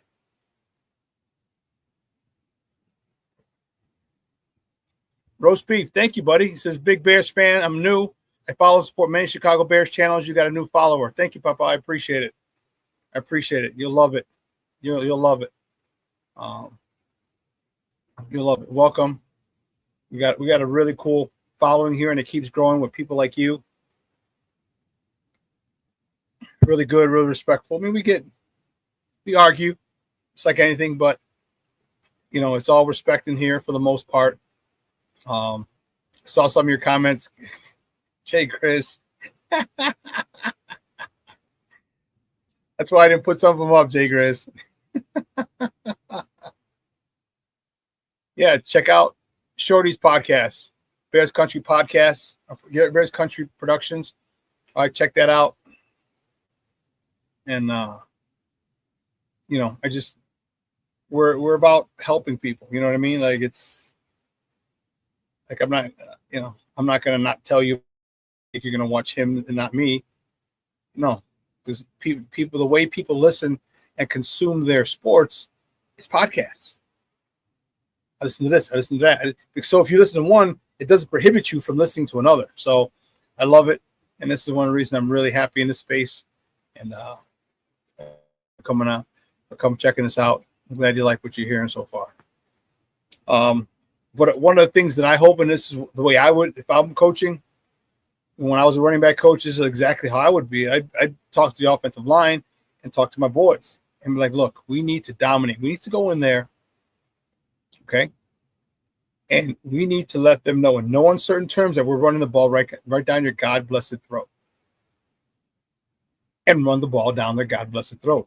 Because this way, there's nothing people can say. They can't say, oh, you lucked out in Vegas, like in Vegas with your blocked field goal. Oh, you lucked out in Minnesota with the 50-something yarder that just snuck in. You're lucky you made. When you rush for freaking 280 yards, there's no luck involved. When your running backs aren't getting touched until they're 8 yards down, past the line of scrimmage, that's not luck. That's desire, that's will, and that's imposing your will on other people. Now, the Green Bay Packers can be run on. Can this offensive line, Dan Rochar, can you get those boys up again? Offensive lineman, can you get up again for this week? You only got 17 chances, guaranteed. Anything after that, you earn in those 17 chances to continue playing into the playoffs. So, Dan Rochar, how adamant have you been saying this is the standard you just set, offensive line. This is the freaking standard. 281 yards against a great front seven. That is the standard. Can you adhere to it? Can you give me 240? Hell, I'll take 150 yards on the ground. I got 280. You get close to 200 yards on the ground, you are completely dominating your opponent. You're winning the line of scrimmage every single down. So the task now is to maintain that standard. You heard Mike Tomlin. The standard is the standard. Do you as a professional take pride in that 280 yards? Do you and a professional take pride in getting 150, 200 yards on the ground every game? Shorty says the Bears are leading the NFL with 195 yards, 200 yards a game. How much pride do you have in that? And how much pride are you going to bring this week, knowing it's your arch rival, knowing it's for first place in the North, and knowing it's for goddamn respect, because no one's giving you respect.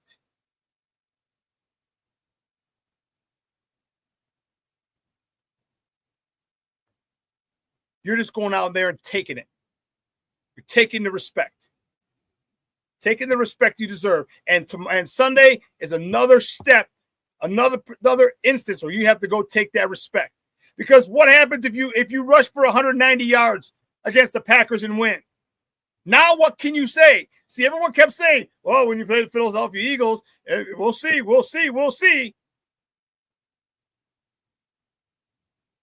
We rushed for 284 yards. Now it's like, well, we'll see. Well, that was a real challenge. Philly was a real challenge. But this is the real challenge because it's the Green Bay Packers. I mean, stop moving the goddamn goalposts on us. And if we run the ball well and win, what's next? Oh, man, it's Miles Garrett. Man, can you do that? Can you do that? Everybody keeps moving the goalpost on us. Give us some damn respect.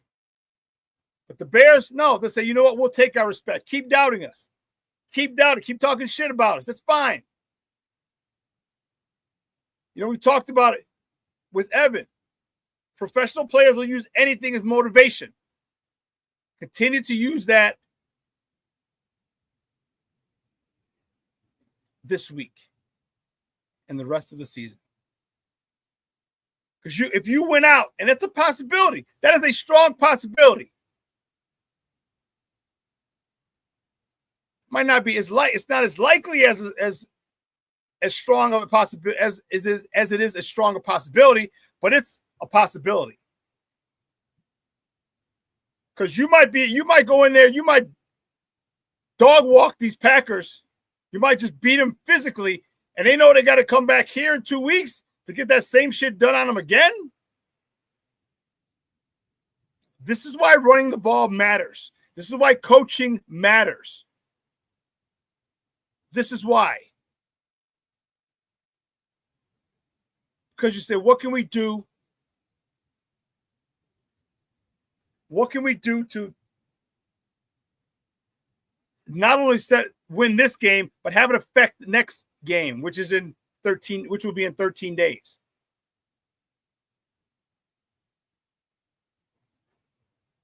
That's why if I'm Ben Johnson, I'm on them all week long.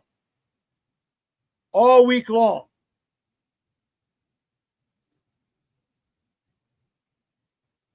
Think of what you can do. Think of the mind blow. Think of the mind blow. If you run that football down their throat in their house. Jay Grizz just said it. They're still talking about that. They're making excuses in Philly. Well, we lost it. How'd you lose it? Yeah, you lost it because you let people drive you 7 yards off the goddamn ball. That's how you lost the game. That's how you gave the game away. That's how Chicago didn't win the game. They're still talking about it almost a week later. Literally a week later.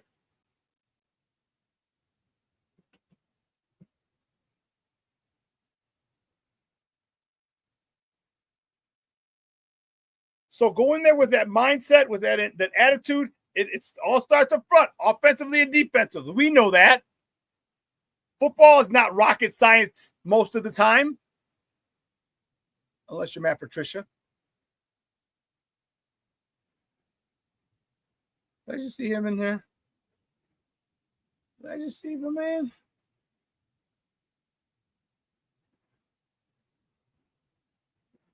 I think I did. Bishop, what's up, Papa? Good morning, sports owners. Bear down FGB. You see it, baby. You see it. You gotta order. You gotta get your shirt. Gotta take that, bring that down south with you.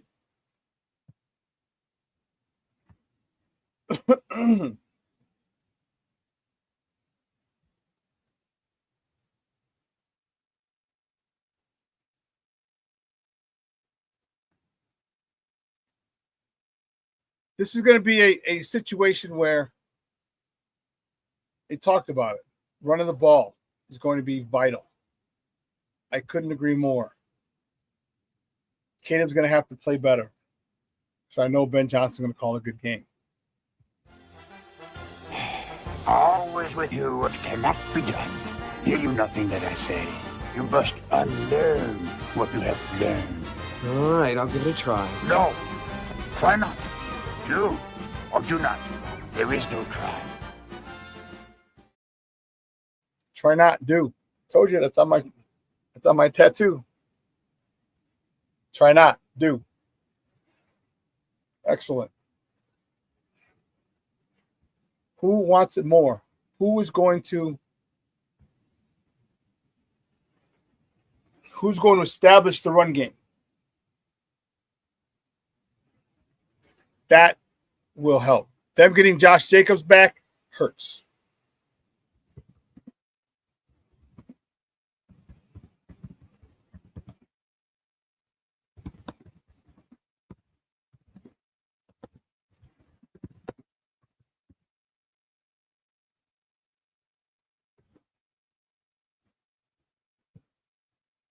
This is an important question.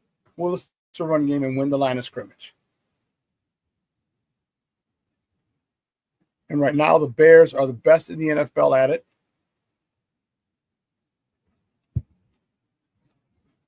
So to borrow Loveyism, we're going to come off that bus running.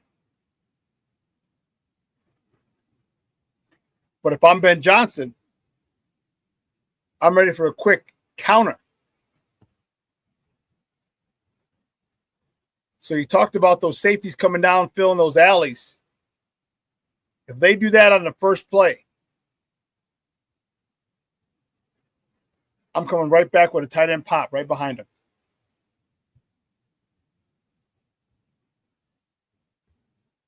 Bishop says national media has the Bears collapsing and missing the playoffs. They don't even watch our game. I've said that before. How many times have I said that on here, guys?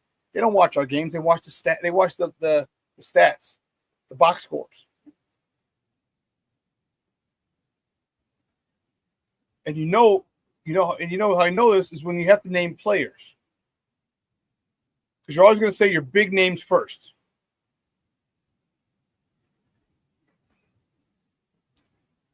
And I will never forget, I forgot what year it was, but I will never forget Stephen A. mentioning some Bears names some years ago. And he mentioned James Bauders. He mentions him as one of the stars. I'm like, the dude doesn't even play.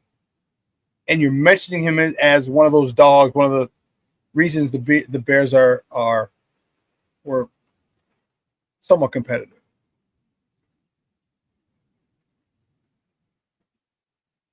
When you say things like that, that's how I know you don't watch the games.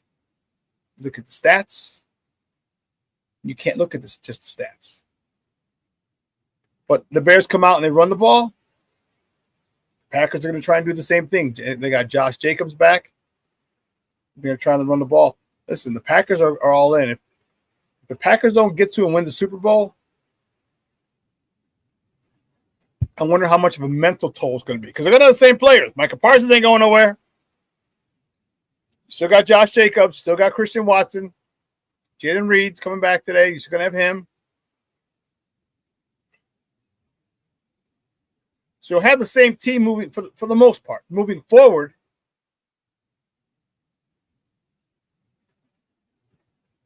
but every year is different. We talked about that. Every year is different. All right, some guy can be not playing very well. One guy can get hurt. Okay, and I mean, hell, look at the Chiefs. They got the same team, and they're in jeopardy of missing the playoffs. So don't tell me people can't have bad years, bad seasons. It does. Or it does happen. People can, and they do.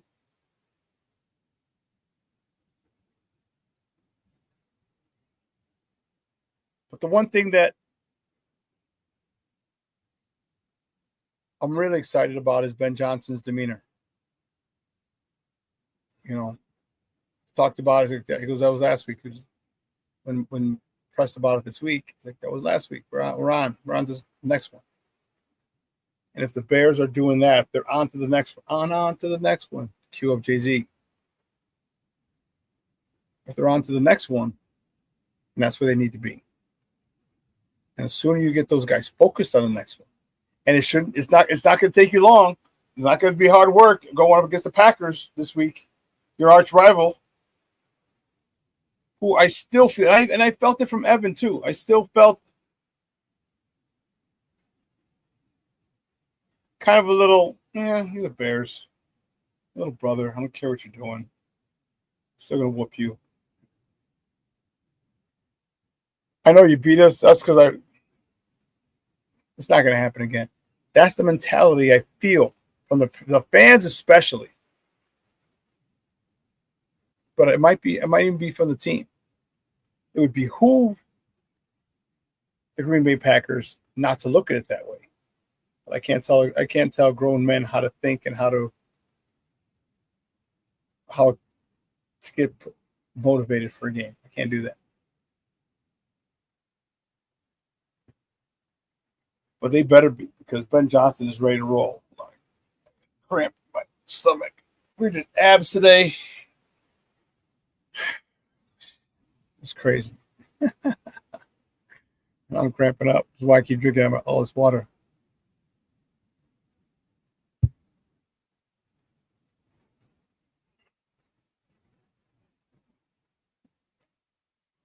I'm really excited to see what happens with CJ Gardner-Johnson and Spidey, how they're deployed again.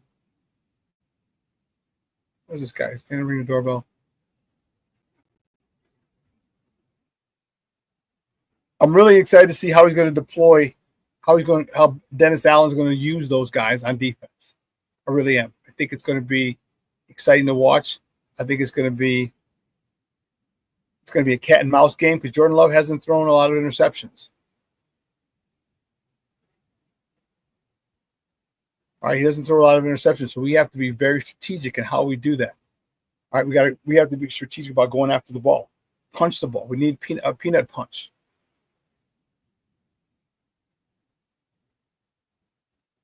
Or rip away, or Debo. Or Debo, like, you know, I'm anxious to see Nashawn Wright against Christian Watson.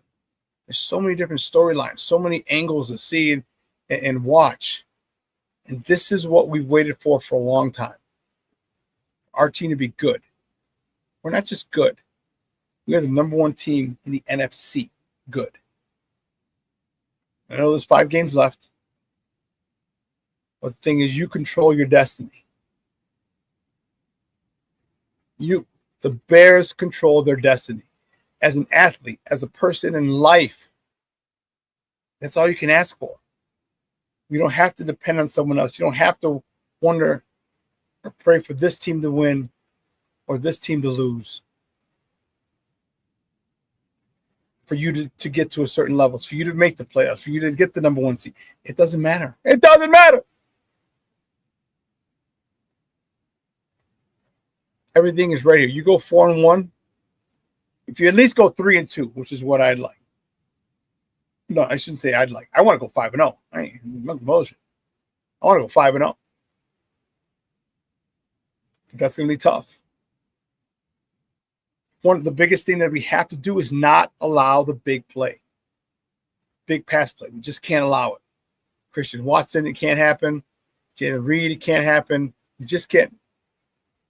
When I get visions of the Randall Cobb breaking on a busted coverage in an NFC Championship game to win.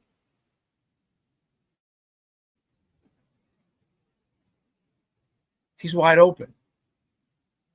Randall Cobb's wide freaking open. Chris Conte messed up and he sucked up on a tight end, curling underneath.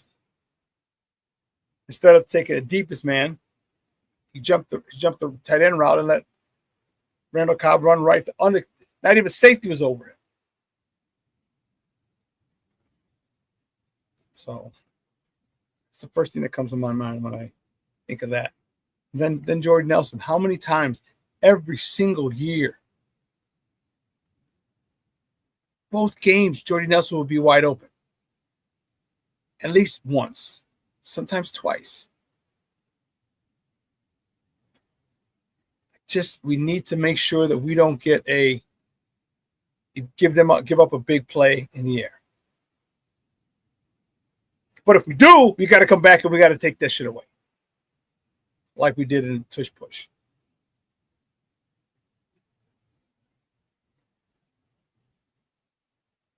Listen, 2 hours is coming on. A little less than 2 hours is coming on.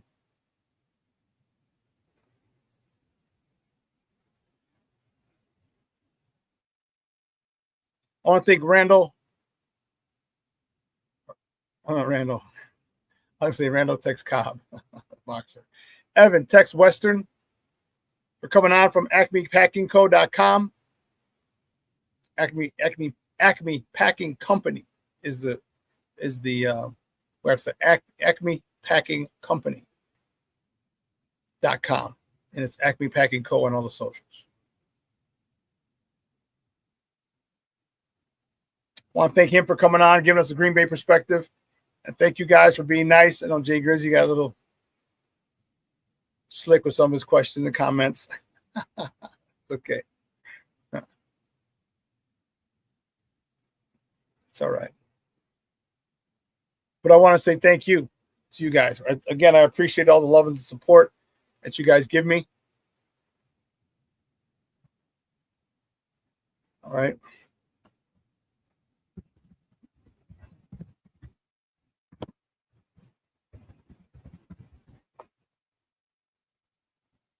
Here's what I have.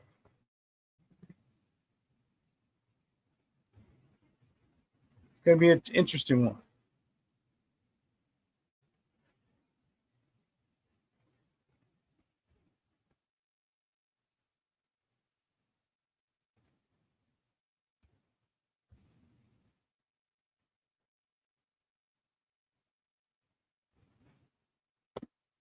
Here's what I got.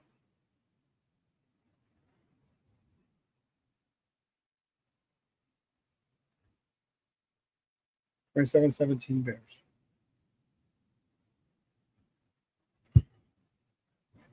I think we take the ball away enough. I think we take the ball away as the Packers are driving to keep that score down.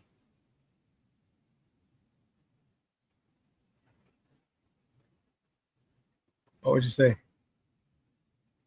Oh, yeah, you're talking about the comments. Jay Grizz like, sorry, SuperBack, my apologies. I couldn't resist. I saw it, dude. I'm like, I saw it. I was like, man, that's funny.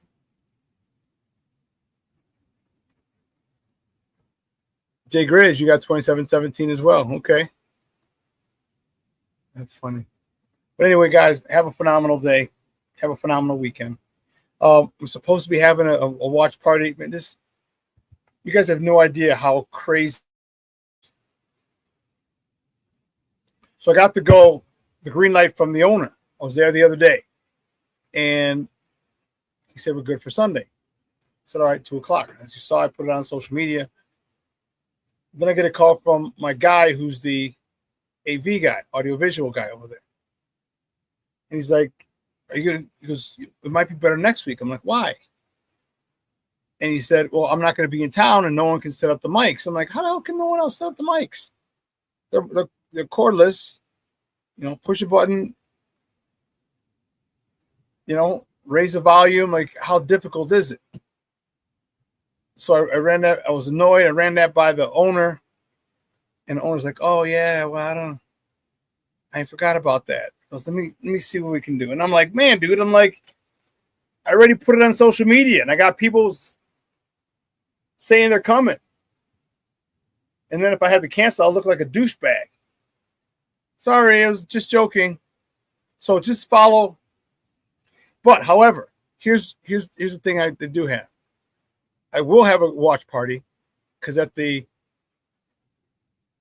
drive yesterday, I was talking to another guy, and he's having an event, and that's on.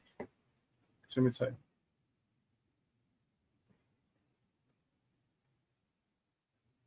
Oh shit! He sends me via Snap. Yeah.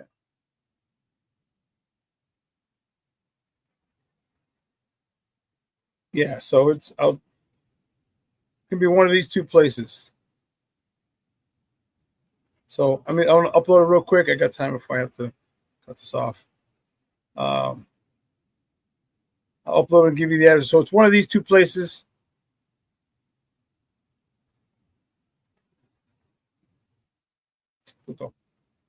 And it's on Roosevelt. I just want to make sure you guys have. But just follow me on social media. Follow me on Facebook, Twitter, Instagram. I'm gonna put it all up there. If anything changes, if the venue changes, then I'll post that. But I hope to meet you there. Black Diamond, I'll hit you up. But regardless, I'll let you know. So as soon as I get off with you, I'm gonna call the owner. So it's a lot of problems of not smooth stuff. And I like, if you didn't know, I like things to run efficiently. which is why I'm always on Caleb. Run it efficiently. Run this offense efficiently. But yeah, it's coming up slow in the freaking. Really, dude? Come on, bro. Connected to the Wi-Fi, and it's taking forever to freaking load.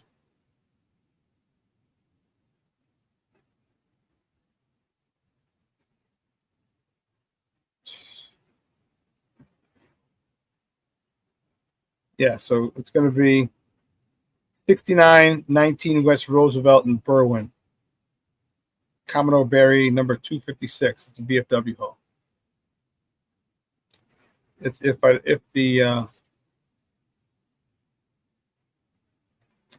the thing falls through at Branding Iron.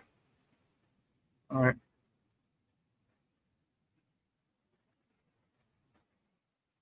I know you would, Jay Grizz. If I was there, you know I'd show up if I could, SuperBack. I know, Papa. I know.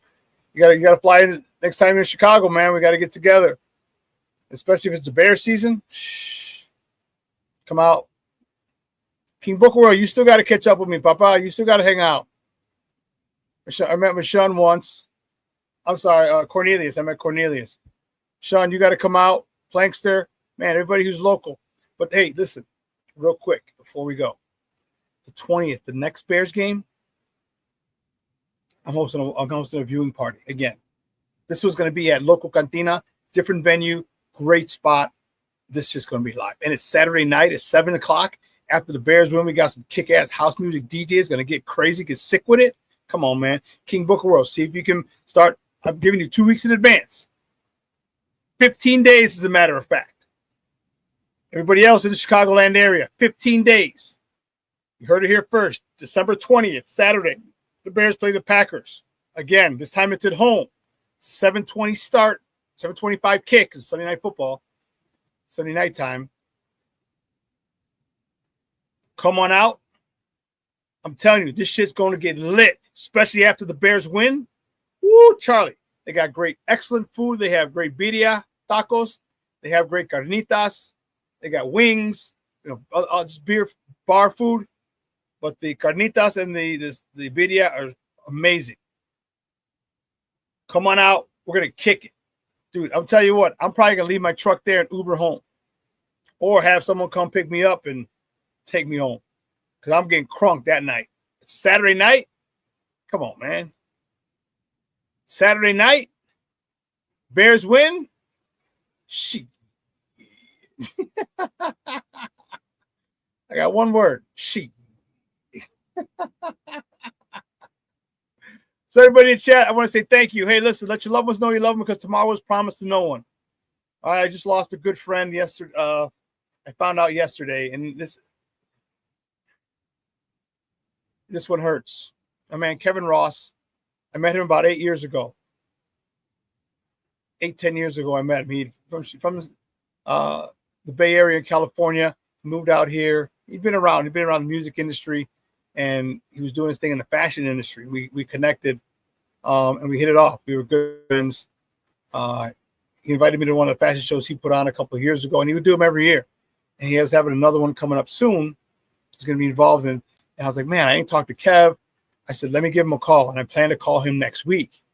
I got the word that he passed away. So let your loved ones know you love him because tomorrow is promised to no one. Don't wait on that. Do not wait on that phone call because, man, that hurt.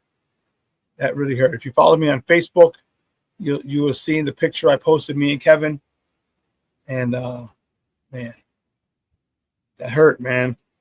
That one hurt. And it's just,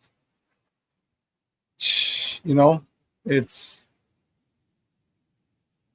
hurt. Nothing more, nothing less. It freaking hurt. And this is why you got to let your people know. Like I ran into my guy John yesterday at the bar at the toy drive. I haven't seen him in 2 years. All right. He would give me, he used to create my shirts. But I usually see him at the summer fests. He wasn't working a lot of them this summer. And last summer I went to go see him at one, but he was backstage. I couldn't get backstage. And I hadn't seen him from the summer before. So it's been 2 years. 3 years. I saw him yesterday, like, man, give him a big hug. So, it's reach out to people, man. Reach out to people. So this one hurts. Kevin was a great guy. We talked fashion, we talked sports, we talked comics. That's what we did. Those are our 3 topics that we talked, man. And it was great. Thanks, Jay Gers. I appreciate it. All right. Well, listen, Sunday, big game. And then 2 weeks, mark it in your calendar. December 20th, 7:20 game. Sports Zone Chicago's viewing holiday party. I'm getting some extra gifts, extra raffle gifts. All right, some nicer raffle gifts to give away. So, man, you're going to want to be there. You can believe that. You're going to want to be there. All right? So, listen, everyone here at Sports Zone Chicago, guys, I'm your boy, the SuperBack, Shawn Sierra. All right? Your boy's out. 12:15, you have Lakina and Sid with Second City Sports taking you on another 2-hour ride in Chicago sports. All right? But let me get out of here. I got to go pick up the ward. It's already 11:10. And I love you guys. I appreciate the love and the support.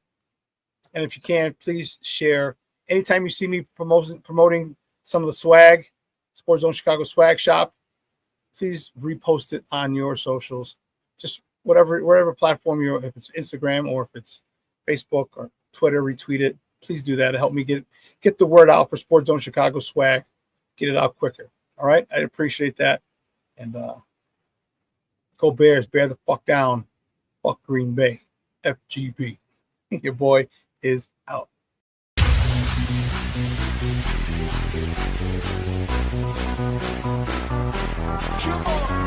Lace the bass.